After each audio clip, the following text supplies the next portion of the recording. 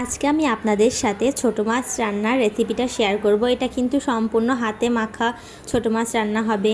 প্রথমে মাছগুলোকে এভাবে ভালোভাবে একটু ধুয়ে নিয়েছি।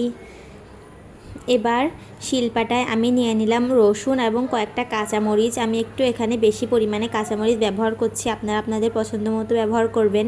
এবার নিয়ে নিলাম পেঁয়াজ কুচি, মানে পেঁয়াজটা একটু বড় বড় করে কিউব করে কেটে নিয়েছি। এবার ধুয়ে রাখা মাছগুলো একটি কড়াইতে দিয়ে দিলাম, তার ভেতরে ধুয়ে রাখা পেঁয়াজ দিয়ে দিলাম এবং এর ভেতরে দিয়ে দিলাম আগে থেকে রসুন আর কাঁচামরিচটা বেটে রেখেছিলাম, সেটা দিয়ে নিলাম এবং সামান্য একটু সরিষা গুঁড়া দিয়ে নিলাম। আপনাদের কাছে যদি সরিষা গুঁড়া না থাকে তাহলে সরিষাটা বেটে দেবেন, সামান্য পরিমাণে দিবেন কিন্তু। এবার আধা চামচের মতো লবণ এবং আধা চামচের মতো হলুদ দিয়ে নিলাম এবং আধা চামচের অর্ধেকের মতো জিরা গুঁড়ো দিয়ে নিলাম এবং সামান্য পরিমাণে একটু গরম মশলা গুঁড়া দিয়ে নিলাম। আপনাদের কাছে যদি গরম মশলা গুঁড়া না থাকে তাহলে কিন্তু এটা স্কিপ করতে পারেন, কিন্তু জিরাটা অবশ্যই যদি গুঁড়ো না থাকে তাহলে কিন্তু শিলপাটায় বেটে দিবেন। এবার তেল দিয়ে আমি ভালোভাবে মাছগুলোর সাথে মশলাগুলোকে হাতে মেখে নিচ্ছি। এটা কিন্তু সবথেকে সহজ রেসিপি।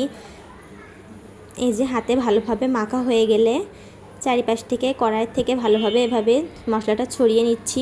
এবার সামান্য একটু পানি দিয়ে নিলাম, মানে হাত ধুতে যতটুকু পানি প্রয়োজন ততটুকু পানি দিলে কিন্তু হয়ে যাবে।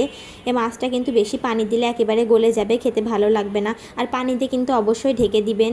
যে ঢেকে আমি কিছুক্ষণ রান্না করে এবার ঢাকনাটা উঠিয়ে নিয়েছি। দেখতে পাচ্ছেন যে কতটুকু পরিমাণে পানি আছে। এবার কিন্তু আপনারা এই পর্যায়ে ঝোল চেখে যদি লবণ কম হয়ে থাকে তাহলে কিন্তু আপনারা এখানে লবণ দিতে পারেন। আর এই ঝোলটা কিন্তু অর্ধেক করে আপনারা নামিয়ে নেবেন। এই যে আমার এখানে একটু লবণ কম মনে হয়েছিল, তাই আমি এখানে সামান্য একটু লবণ দিয়ে নিলাম। এবার কিছুক্ষণ নেড়ে চেড়ে কিন্তু আমি ঝোলটা অর্ধেকের মতো করে এটাকে আমি নামিয়ে নিব। এটা কিন্তু রেডি হয়ে গিয়েছে, রান্না করতেও কিন্তু বেশি সময় লাগে না এটা, আর খেতে কিন্তু অসম্ভব সুস্বাদু। আপনারা একবার এটা ট্রাই করে দেখবেন যে খেতে কেমন লাগে। আমার রান্নাটা কিন্তু প্রায় হয়ে গিয়েছে, ঝোল শুকিয়ে আমি এভাবে গরম গরম পরিবেশন করছি। দেখতে পাচ্ছেন যে কত সুন্দর একটা কালার এসেছে। রান্নাটা কেমন হয়েছে অবশ্যই আমাকে কমেন্ট করে জানাবেন।